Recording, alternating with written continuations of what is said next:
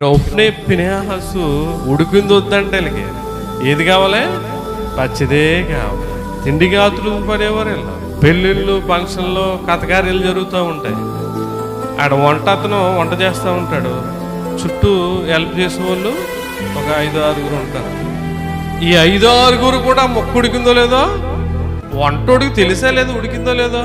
వంటోడికి తెలియనప్పుడు ఆడు వంటోడే కాదు కదా, ఆడికి ఏ టయ్యానికి కూర ఉడుకుతుందో, ఏ టయ్యానికి రైస్ అవుతుందో, ఏ టయ్యానికి సాంబార్ అవుతుందో, ఏదవుతుందో ఆడికి తెలుసు.